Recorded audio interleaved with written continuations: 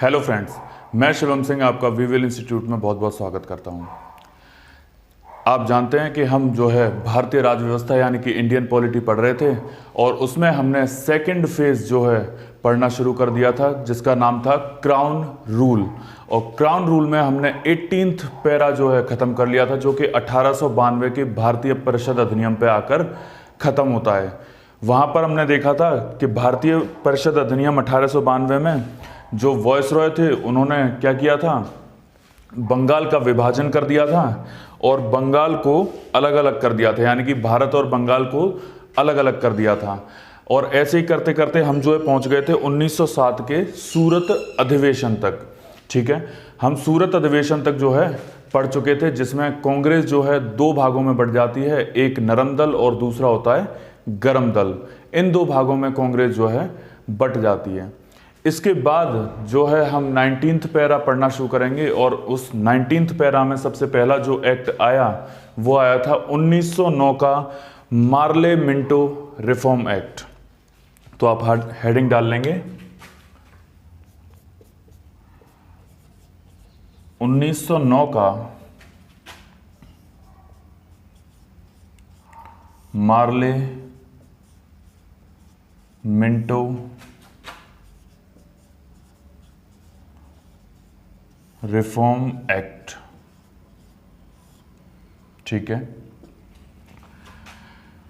English में चाहो तो लिख सकते हो मार्ले मिंटो रिफॉर्म एक्ट। ठीक है, ये जो है 1909 में आया था। याद रखेंगे, मार्ले और मिंटो दो अलग अलग लोग थे जिनके नाम पर ही ये एक्ट बनाकर भेज दिया गया था। ठीक है, पहला वाला जो होगा, ध्यान रखेंगे अब से बाद में जितने भी ये एक्ट आएंगे, ऐसे दो ही एक्ट आए थे वैसे तो, 1909 में मार्ले मिंटो और 1919 में मॉन्टेग्यू चेम्सफोर्ड। केवल दो एक्ट आए थे ऐसे जिनमें दोनों सदस्यों के नाम पर एक्ट बनाकर भेजे गए थे। तो पहला वाला जब भी आप देखेंगे, ये जैसे मार्ले मिंटो है, तो पहला वाला जो होगा वो हमेशा कौन होगा, भारत का राज्य सचिव होगा। आपको याद रखना है कि पहला वाला जो होगा हमेशा कौन होगा, भारत का राज्य सचिव होगा, और दूसरा वाला जो होगा वो हमेशा भारत का वॉइसरॉय होगा। और इसी क्रम में हमेशा हम देखेंगे कि आगे जितने भी एक्ट आएंगे या एक दो एक्ट आएंगे उनमें यही होगा कि पहला वाला जो होगा वो भारत का राज्य सचिव और दूसरा वाला जो होगा वो भारत का वॉइसरॉय होगा। इसमें कोई कंफ्यूजन नहीं है, कितने भी एक्ट आए उनमें सब में यही रहेगा, पहला वाला भारत का राज्य सचिव, दूसरा वाला भारत का वॉइसरॉय। ठीक है, इसमें दो तीन काम जो है हुए, या चाहो तो आप लिख लो, ये कौन होगा, भारत का राज्य सचिव। ठीक है, और ये जो मिंटो है ये कौन होगा, ये भारत का वॉइसरॉय। ठीक है, तो पहला वाला भारत का राज्य सचिव, दूसरा वाला भारत का वॉइसरॉय। इसमें दो तीन काम बहुत ही महत्वपूर्ण हुए, बहुत ज्यादा इंपॉर्टेंट हुए। कौन कौन से? सबसे पहला पॉइंट, भारतीय मुसलमानों को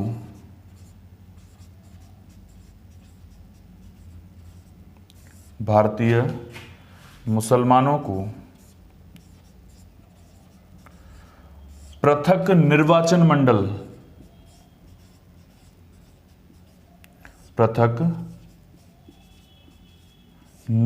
मंडल दिया गया। ठीक है, यानी कि यहां पर सबसे पहले 1909 में सबसे पहला महत्वपूर्ण काम क्या हुआ कि जो भारतीय मुसलमान थे उनको जो है निर्वाचन मंडल अब अलग दे दिया गया कि आपका जो निर्वाचन मंडल होगा वो अब अलग होगा, आपके जो वोट होंगे वो अलग से होंगे। ठीक है, पहले सबके साथ ही जो है वोट दिया करते थे, लेकिन अब क्या है, भारतीय मुसलमानों के लिए पृथक एकदम अलग निर्वाचन मंडल जो है बना दिया गया। नेक्स्ट पॉइंट जो इसमें हुआ, के भारतीय मुसलमानों को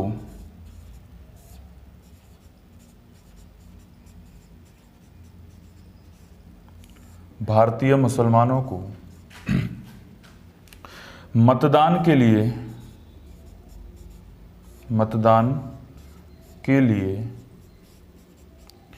विशेष अधिकार दिए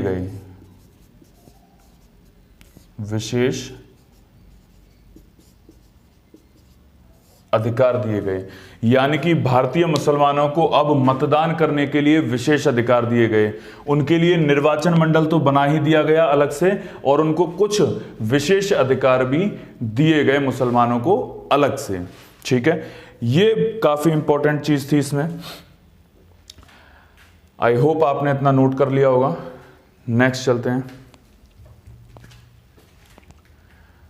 ये दो चीजें आपको याद रखनी है। आपसे सिंपल पूछा जाएगा कि भारतीय मुसलमानों को पृथक निर्वाचक मंडल या निर्वाचन मंडल कौन से एक्ट में दिया गया था, तो 1909 के मार्ले मिंटो रिफॉर्म एक्ट। या भारतीय मुसलमानों को मतदान के लिए विशेष अधिकार कब मिले, 1909 के Morley Minto reform act. Simple. ठीक है, आई होप आपने इसका स्क्रीनशॉट लिया होगा। इसके बाद में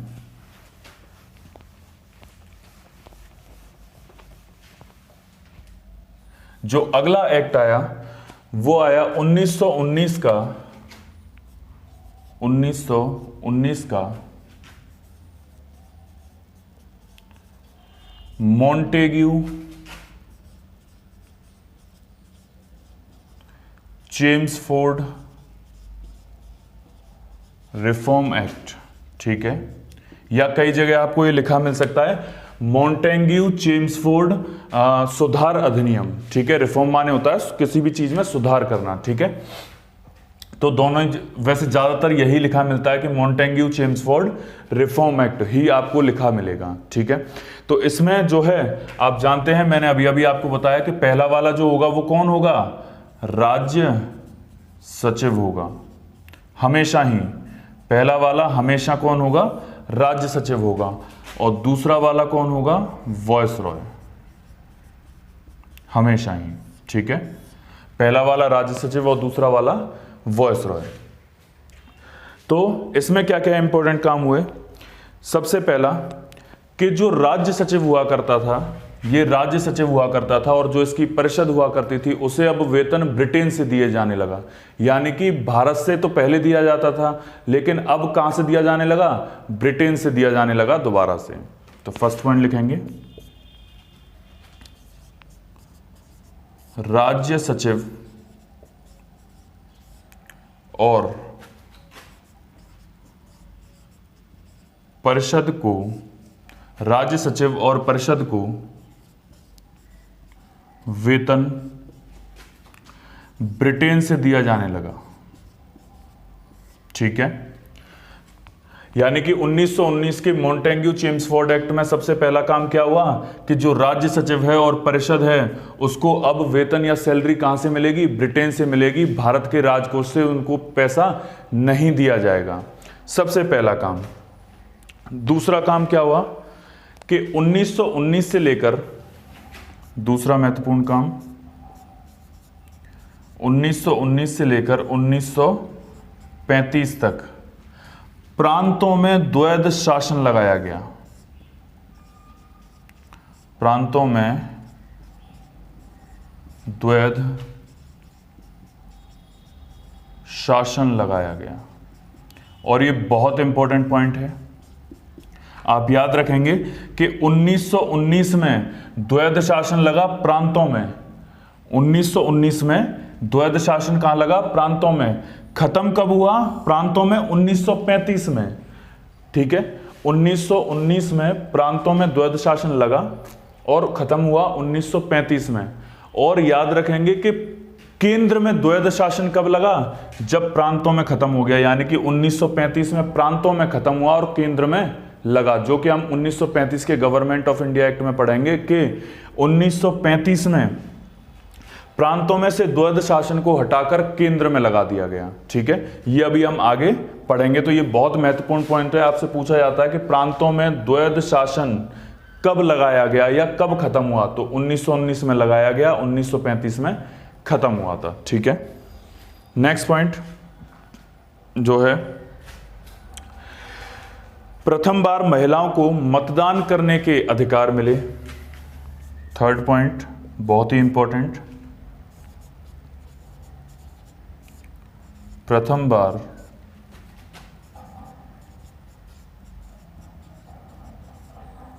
महिलाओं को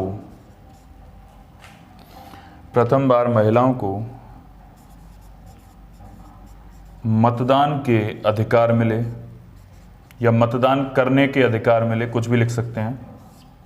ठीक है, यानी कि इससे पहले वाले एक्ट में क्या था, मुसलमानों के लिए पृथक निर्वाचक मंडल कर दिया गया था, उन्हें वोट करने के लिए कुछ विशेष अधिकार दे दिए गए थे। लेकिन दूसरे में यानी कि 1919 के मॉन्टेग्यू चेम्सफोर्ड एक्ट में क्या किया गया कि जो महिलाएं थी उनको पहले वोट करने का अधिकार नहीं था, मतदान करने का अधिकार नहीं था, लेकिन यहां पे क्या किया गया, उनको भी अधिकार दे दिए गए कि आप भी वोट यहां पर कर सकती हैं। ठीक है, तो ये बहुत इंपॉर्टेंट पॉइंट है, ये दोनों तो बहुत इंपॉर्टेंट हैं। ठीक है, ये आप याद रखेंगे। इसके जल्दी से नोट करिए। आई होप आपने स्क्रीनशॉट लिया होगा या नोट किया होगा। इसके बाद में एक और एक्ट आया जो कि काफी इंपॉर्टेंट है और इसके बारे में आपने काफी सुना भी होगा। 1928 में आया साइमन कमीशन, जिसे आप व्हाइट कमीशन या श्वेत कमीशन के नाम से भी जानते हैं, और इसका नाम सबने सुना होगा। आपने नारे सुने होंगे कि Simon go back, Simon go back, उसके नारे लगे थे, तो वो आपको ध्यान होगा कि ऐसा कुछ हुआ था। तो 1928 में आया था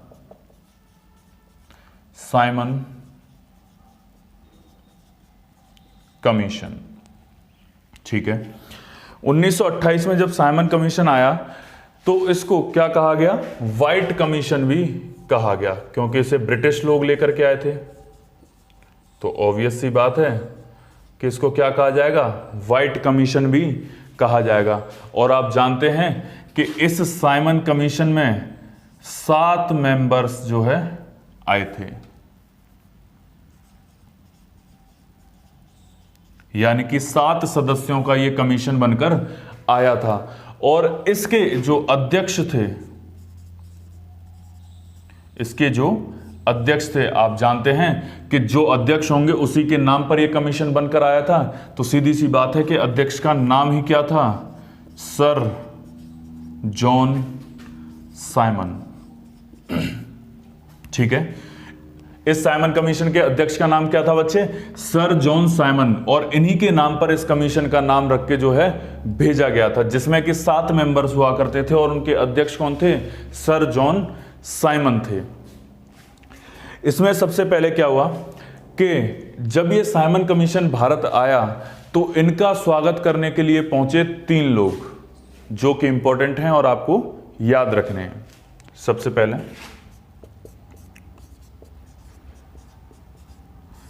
साइमन कमीशन का स्वागत किया, उसमें सबसे पहले थे डॉक्टर B.R. अंबेडकर।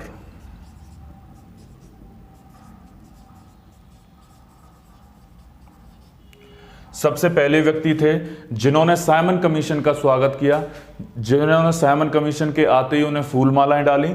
सबसे पहले कौन थे, डॉक्टर B.R. अंबेडकर, यानी कि बाबा साहब अंबेडकर। ठीक है,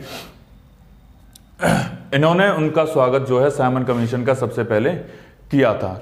दूसरे जो व्यक्ति आपको याद रखने हैं, दूसरे जो व्यक्ति थे वो थे यूनियनिस्ट जो पार्टी थी उनके लोग थे। ठीक है, यूनियनिस्ट पार्टी, और ये आपको ऐसे ही लिखा मिलेगा, ऐसा नहीं है कि व्यक्तियों के नाम पूछेगा। अगर पूछेगा कि किसने जो है स्वागत किया था तो ऑप्शन में होगा डॉक्टर B.R. अंबेडकर, अगर नहीं होगा तो लिखा होगा यूनियनिस्ट पार्टी के लोगों ने, या केवल यूनियनिस्ट पार्टी लिखा होगा। ठीक है, तो आपको ये याद रखना है, यूनियनिस्ट पार्टी। और तीसरा था मोहम्मद साफी ग्रुप। जो कि मुस्लिम लीग का एक ग्रुप हुआ करता था।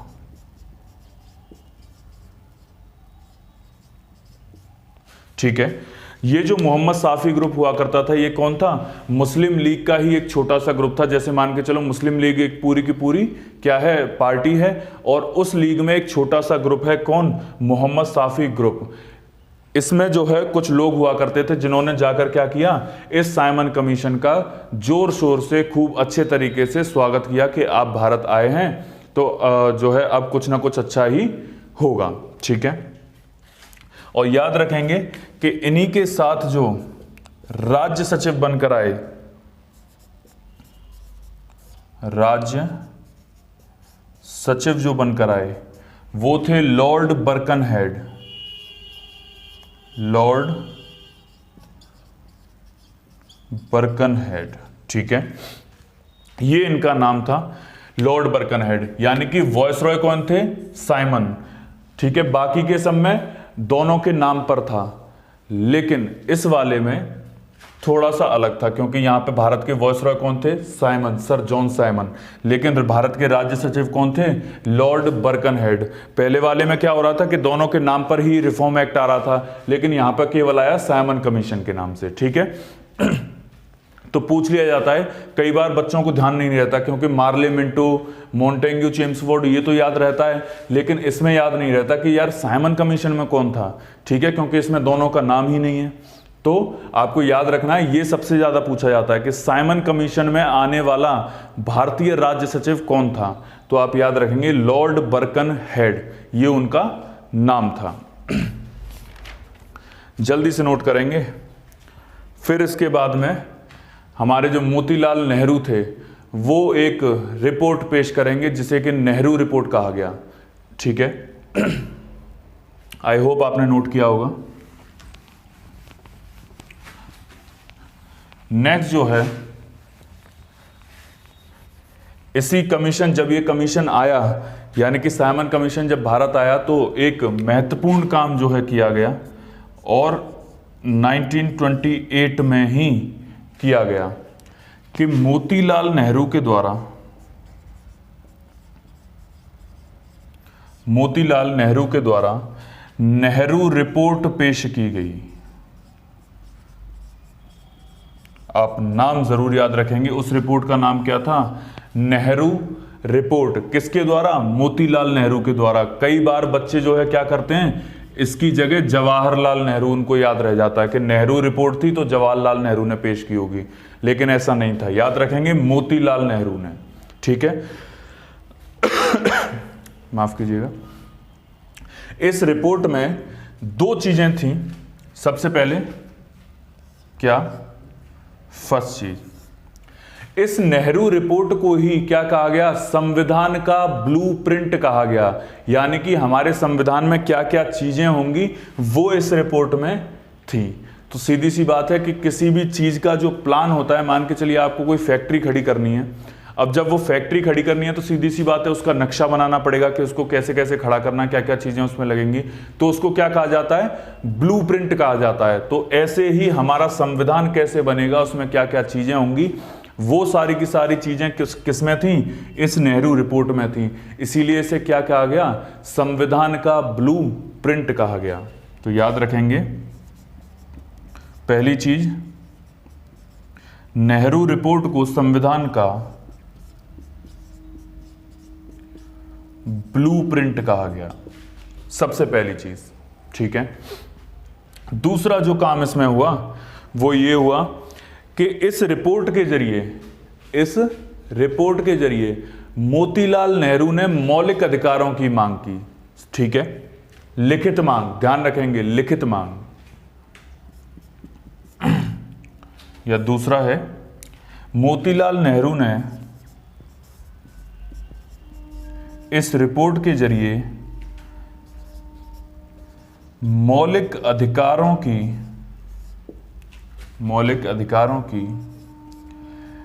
लिखित मांग की।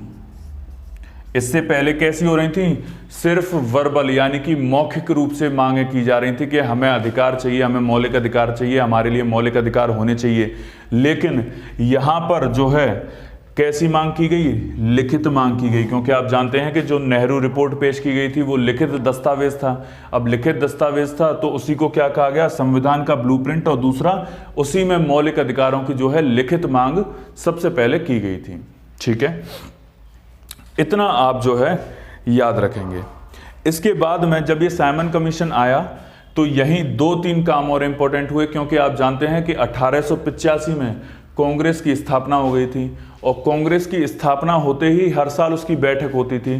तो जिन जिन कमीशन में जो जो इंपॉर्टेंट काम हुए कांग्रेस की बैठक में भी, वो भी मैं आपको साथ के साथ कराए दे रहा हूं। ठीक है, जल्दी से इतना नोट करेंगे। आई होप आपने स्क्रीनशॉट लिया होगा। सबसे पहला जो हुआ वो हुआ था 1929 का लाहौर अधिवेशन। 1929 का लाहौर अधिवेशन, यानी कि कांग्रेस की जो बैठक हुई थी वो कहां पर हुई थी? लाहौर में। 1929 में कहां हुई थी? लाहौर में। और उसी को बैठक को ही क्या कहा जाता है बच्चे? अधिवेशन कहा जाता है। और इसकी जो अध्यक्ष थे, सबसे पहली बात तो अध्यक्ष थे, यानी कि इस अधिवेशन की जो अध्यक्षता करी थी वो किसने की थी? जवाहरलाल नेहरू ने करी थी। ठीक है, जवाहरलाल नेहरू। ठीक है, याद रखेंगे आप कि 1929 के लाहौर अधिवेशन की जो अध्यक्षता की थी वो किसने की थी? जवाहरलाल नेहरू ने करी थी। और इस अधिवेशन का जो लक्ष्य था कि इस अधिवेशन में क्या चीजें जो है डिसाइड करी गई कि क्या करना है हमको, तो याद रखेंगे कि इस का लक्ष्य था पूर्ण स्वराज, यानी कि भारत को पूरी तरीके से आज़ादी और भारत बिल्कुल स्वतंत्र हो जाना चाहिए। ये इसका लक्ष्य रखा गया कि 1929 का जो लाहौर अधिवेशन था उसमें जो लक्ष्य रखा गया वो क्या था? पूर्ण स्वराज के, हमें पूरे तरीके से जो है स्वतंत्रता या स्वराज अपना चाहिए, यानी कि खुद के द्वारा किया हुआ राज, उसी को कहते हैं स्वराज। ठीक है, यानी कि भारतीय लोग ही क्या करेंगे? अब भारत का प्रशासन चलाएंगे, भारत की जो है जितनी भी विधायिका है, सदन है, वो सारे के सारे कौन चलाएंगे? भारतीय चलाएंगे। ये लक्ष्य रखा गया कि ये हमें जो है लेना है। ठीक है, उसके बाद में एक और चीज आप याद रखेंगे कि 26 जनवरी 1930 को, 26 जनवरी 1930 को मनाया गया पूर्ण स्वराज दिवस। पूर्ण स्वराज दिवस। भाई आप जानते हैं कि जब 1929 में लाहौर अधिवेशन हुआ और उसी में लक्ष्य रखा गया कि पूर्ण स्वराज, तो अगली साल सीधी सी बात है जैसे एनिवर्सरी मनाते हैं, बर्थडे मनाते हैं, ऐसे ही क्या मनाया गया? पूर्ण स्वराज दिवस मनाया गया एक साल बाद 26 जनवरी 1930 को। ठीक है, इसके बाद में दूसरा जो हुआ, जल्दी से नोट करेंगे, आई होप आपने नोट किया होगा। इसके बाद में 1931 में हुआ कराची अधिवेशन। इसके बाद में 1931 में हुआ कांग्रेस का कराची अधिवेशन। और इस अधिवेशन की जो अध्यक्षता है, इस अधिवेशन की अध्यक्षता जो है वो किसने की थी? सरदार वल्लभ भाई पटेल ने। सरदार वल्लभ भाई पटेल ने। याद रखेंगे कि 1931 में जो कराची अधिवेशन हुआ था उसकी अध्यक्षता किसने की थी? सरदार वल्लभ भाई पटेल ने। और इसमें एक काम किया गया कि अब पहले तो क्या किया गया था कि मोतीलाल नेहरू के द्वारा लिखित मांग की गई थी, लेकिन अब पूरी की पूरी कांग्रेस के द्वारा ही मौलिक अधिकारों की मांग जो है की गई। तो इसमें पॉइंट लिख लेंगे आप कि कांग्रेस के द्वारा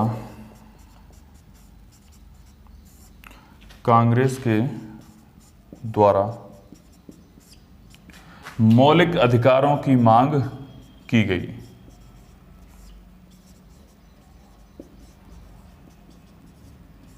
ठीक है, इस कराची अधिवेशन में क्या किया गया कि कांग्रेस जो थी उन्होंने अपने मंच से लाउड स्पीकर लगा के पूरे जो है सबके सामने क्या किया कि मौलिक अधिकारों की मांग जो है उन्होंने की कि हमें जो है हमारे अधिकार चाहिए और हमारे संविधान में जो है हमारे अधिकार होने चाहिए या मौलिक अधिकार होने चाहिए, ये उन्होंने किया। इसके बाद में 1931 में ही आप जानते हैं कि एक गोलमेज सम्मेलन हुआ था। पहला हुआ था 1930, फिर 1931 और तीसरा हुआ था 1932 में। लेकिन उसमें से सेकंड वाला इंपॉर्टेंट है क्योंकि हम यहाँ पे मौलिक अधिकारों की बात कर रहे हैं, संविधान के पर्सपेक्टिव से पढ़ रहे हैं, तो उसमें जो है गांधी जी के द्वारा मौलिक अधिकारों की मांग जो है की गई थी। और सबसे मेन बात यह है कि सेकंड गोलमेज सम्मेलन जो है इसीलिए इंपॉर्टेंट है क्योंकि उसमें गांधी जी ने हिस्सा लिया था। केवल और केवल एक ऐसा सम्मेलन या केवल और केवल एक ऐसी राउंड टेबल कॉन्फ्रेंस जिसमें गांधी जी ने जो है भाग लिया था, वो कब हुई थी? 1931 में हुई थी बच्चे, सेकंड राउंड टेबल कॉन्फ्रेंस या सेकंड गोलमेज सम्मेलन। ठीक है,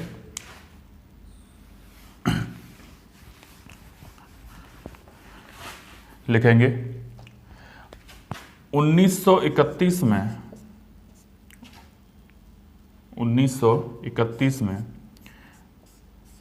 सेकंड यानी कि दूसरा गोलमेज सम्मेलन यानी कि राउंड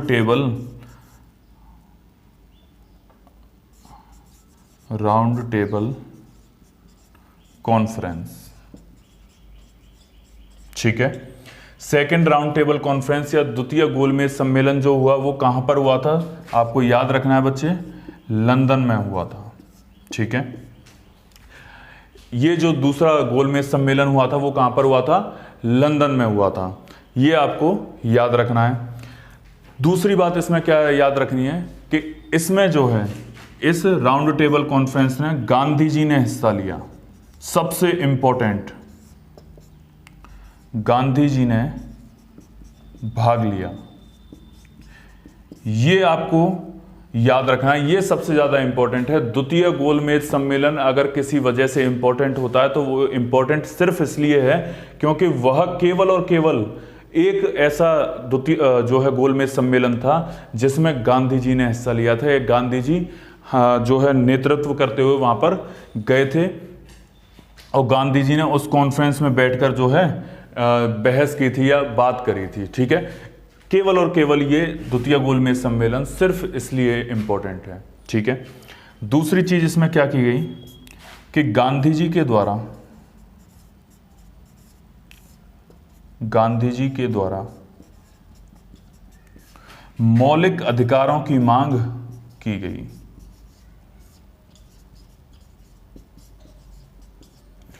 यानी कि जब गांधी जी लंदन गए और वहां पर सेकंड राउंड टेबल कॉन्फ्रेंस चल रही थी तो उसमें जाकर गांधी जी ने क्या कहा कि हमें जो है मौलिक अधिकार चाहिए, हमें अपने अधिकार चाहिए। तो दूसरे जो है आपसे प्रश्न पूछा जाएगा कि गांधी जी के द्वारा मौलिक अधिकारों की मांग कब की गई, तो आप आंसर करेंगे 1931 के सेकंड राउंड टेबल कॉन्फ्रेंस में या सेकंड द्वितीय गोलमेज सम्मेलन में। ठीक है, ये दो इंपॉर्टेंट पॉइंट हैं जो कि आपको याद रखने हैं। इसके बाद में आ जाता है आपका 1935 का गवर्नमेंट ऑफ इंडिया एक्ट, जो कि आपका सबसे महत्वपूर्ण एक्ट है और सबसे ज़्यादा बड़ा दस्तावेज भी उसी को कहा जाता है, क्योंकि जितने भी अभी तक एक्ट आए हैं और आगे आएंगे उनमें सबसे बड़ा जो दस्तावेज था वो था ही कौन सा? 1935 का गवर्नमेंट ऑफ इंडिया एक्ट। और आप जानते हैं कि इसी एक्ट से हमारे संविधान का 70% हिस्सा जो है लिया गया है, इसीलिए सबसे बड़ा टेक्स्ट था, सबसे बड़ा दस्तावेज था,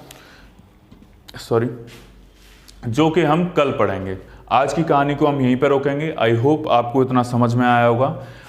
1935 का जो गवर्नमेंट ऑफ इंडिया एक्ट है वो हम कल शुरुआत करेंगे और वो काफ़ी बड़ा है और उससे हमारे देश का 70% संविधान जो है लिया गया है। बहुत इंपॉर्टेंट है, काफ़ी सारी चीज़ें उसमें से ली गई। जो जो इंपॉर्टेंट चीज़ें हैं वो सारी की सारी हम जो है कल पढ़ेंगे। आई होप आपको वीडियो अच्छा लगा होगा। अगर वीडियो अच्छा लगा है तो लाइक करिए, सब्सक्राइब करिए चैनल को और शेयर ज़रूर करें ज़्यादा से ज़्यादा। आज के लिए केवल इतना ही। थैंक यू, धन्यवाद।